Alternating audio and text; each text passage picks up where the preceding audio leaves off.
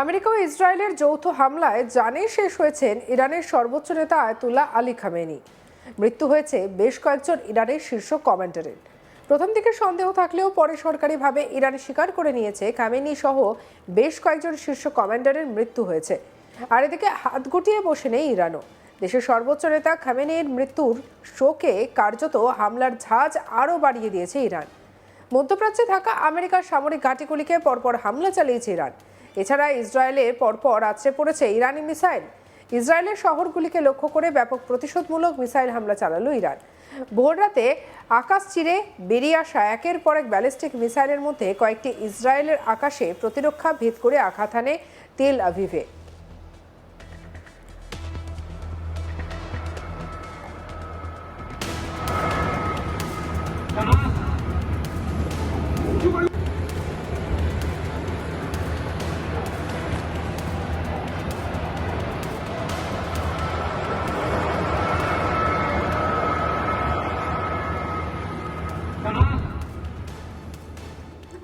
ধ্বংসস্তূপে পরিণত হয় আবাসিক ব্লক, কেঁপে ওঠে আর্থিক জেলা। এক মহিলার মৃত্যু হয়েছে, আহত হয়েছে অন্ততপক্ষে 20 জনের, এমনটাই খবর। উদ্ধারকারীরা ধ্বংসস্তূপে আটকে পড়াদের খুঁজছেন। কয়েকজনকে এখনো পর্যন্ত হাসপাতালে সংকটজনক অবস্থায় লড়াই করতে দেখা গিয়েছে। এই হামলা এসেছে ইসরায়েল আমেরিকার আগের দফার আঘাতের পরে, যেখানে ইরানের সামরিক পরিকাঠামোকে লক্ষ্য করা হয়েছিল। এখন দুই দেশ বিপজ্জনক উত্তেজনার শোরপিল ঘূর্ণিতে। এবারে প্রশ্ন উঠছে, এটি কি সীমিত টিট ফর ট্যাট নাকি বৃহত্তর আঞ্চলিক যুদ্ধের দ্বার প্রান্ত? সামরিক সূত্র বলছে ইরান একাধিক পর্যায়ে ব্যালিস্টিক মিসাইল ছড়ে প্রথম ঢেউ বিভ্রান্তি সৃষ্টির জন্য, পরের ঢেউ লক্ষ্যভেদে। ইসরায়েলের আকাশ প্রতিরক্ষা, যার স্তরে স্তরে মোতায়েন র্যাডার, ইন্টারসেপ্টার এবং কমান্ড নেটওয়ার্ক, অধিকাংশ মিসাইল প্রতিহত করলেও কিছু মিসাইল লক্ষ্যভূমিতে পৌঁছয়।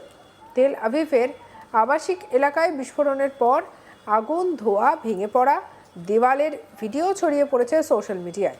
রাতারাতি বিদ্যুৎ এবং যোগাযোগ আংশিক বিচ্ছিন্ন করে দেওয়া হয়। স্থানীয় প্রশাসন নাগরিকদের বাংকার এবং সুরক্ষিত কক্ষে থাকার নির্দেশ দেয়। ইসরায়েলের বহুস্তরীয় প্রতিরক্ষা ব্যবস্থার জন্য পরিচিত স্বল্প পাল্লার রকেট থেকে দীর্ঘ পাল্লার ব্যালিস্টিক মিসাইল পর্যন্ত প্রতিরোধ আলাদা স্তর। তবু কিছু মিসাইল এই প্রতিরক্ষা ব্যবস্থার ভেদ করল কেন, তা নিয়ে প্রশ্ন উঠতে শুরু করেছে। সামরিক বিশ্লেষকদের মতে কারণ হতে পারে স্যাচুরেশন স্ট্যাটিস্টিক্স, একই সময়ে বিপুল সংখ্যক মিসাইল ছুড়ে প্রতিরক্ষা ব্যবস্থাকে ওভারলোড করা।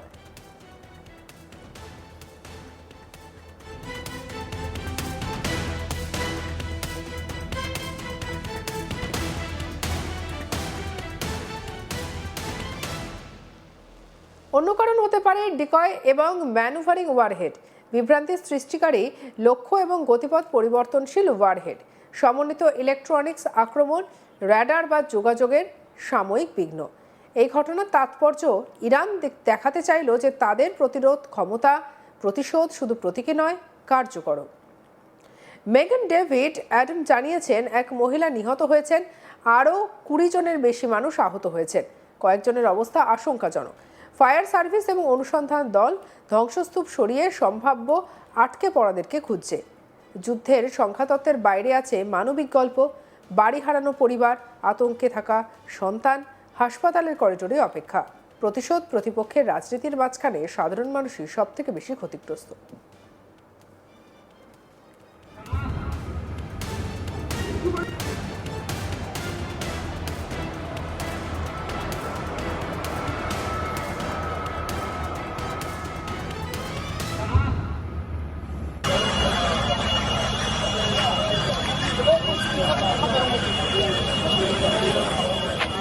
בשרפה על הגג ובסריקה במבנה. עד כאן.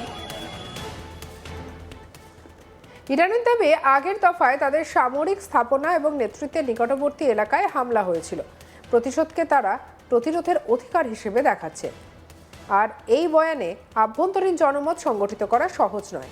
অন্যদিকে ইসরায়েল বলছে তারা পূর্ববর্তী হামলায় তাৎক্ষণিক হুমকি নস্যাৎ করেছে। এখন তেল আভিভের আঘাতকে তারা রাষ্ট্রের বিরুদ্ধে আগ্রাসন হিসেবে দেখছে, যার জবাব অনিবার্য। এদিকে ইরানের এই পাল্টা হামলার ব্যাপারে সোশ্যাল মিডিয়া ট্রুথ সোশ্যালে ফের পোস্ট করেন আমেরিকার প্রেসিডেন্ট ডোনাল্ড ট্রাম্প। তিনি কি লিখেছেন? তিনি লিখেছেন, ইরান শুধু বলেছে যে তারা আজ খুবই জোরে আঘাত হানবে, আগের চেয়েও জোরে। তবে তাদের এটা না করাই ভালো, কারণ যদি তারা তা করে তাহলে আমরা তাদের এমন জোরে আঘাত করব যা তারা আগে কখনো দেখেনি।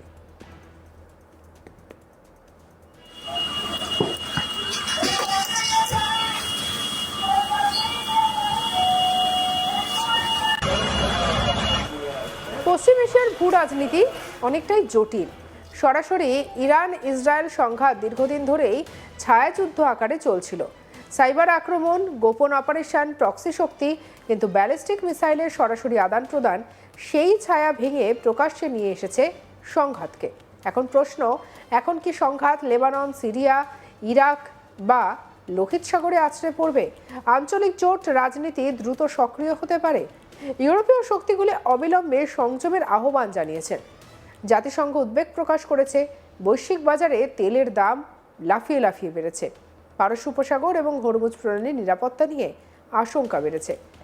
বড় শক্তিগুলির অবস্থান এক্ষেত্রে গুরুত্বপূর্ণ। ওয়াশিংটন ইসরায়েলের নিরাপত্তায় প্রতিশ্রুতিবদ্ধ, আর একথা বহুবারই জানিয়েছে। তেহরানের সঙ্গে কৌশলগত সম্পর্ক থাকা শক্তিগুলি কূটনৈতিক ভারসাম্য খুঁজছে, আর এই সমীকরণে ভুল পদক্ষেপ পুরো অঞ্চলকে অগ্নিগর্ভ করতে পারে। দুপক্ষেরই লক্ষ্য প্রতিপক্ষকে নিরস্ত করা, কিন্তু পূর্ণাঙ্গ যুদ্ধ এড়ানো। তবে ডিটারেন্স ব্যর্থ হলে দ্রুত উত্তেজনা বাড়ে। ইসরায়েল কি বৃহত্তর বিমান অভিযান চালাবে? ইরান কি দ্বিতীয় দফা মিসাইল বর্ষণ করবে, নাকি প্রক্সি মাধ্যমে চাপ বাড়াবে?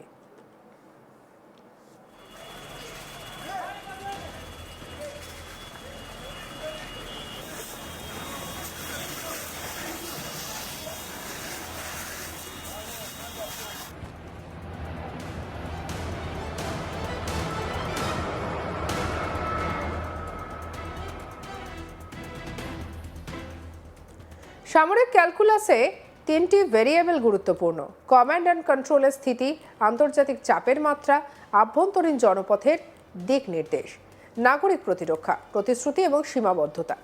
ইসরায়েলে বাংকার সংস্কৃতি দীর্ঘদিনের। সতর্কতা, সাইরেন, মোবাইল অ্যালার্ট, সুরক্ষিত কক্ষ সবই সক্রিয় হয়। তবু সবার নাগালে সুরক্ষিত অবকাঠামো নেই। ঘনবসতিপূর্ণ এলাকায় একটি সফল আঘাতেই বড় ক্ষতি সম্ভব।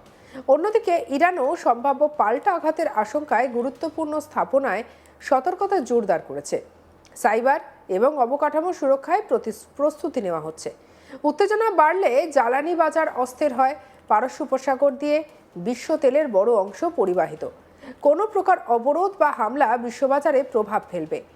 বিমা প্রিমিয়াম, শিপিং খরচ, স্টক মার্কেট সবই অস্থিরতার দিকে ঝুঁকতে পারে। দীর্ঘায়িত সংঘাত মানে বিনিয়োগ, অনিশ্চয়তা, মুদ্রাস্ফীতি, চাপ এবং উন্নয়নশীল অর্থনীতিতে বাড়তি বোঝা। সঙ্গে রাখুন আজ তাক বাংলাকে। অন্যান্য আপডেটের জন্য সাবস্ক্রাইব করতে ভুলবেন না।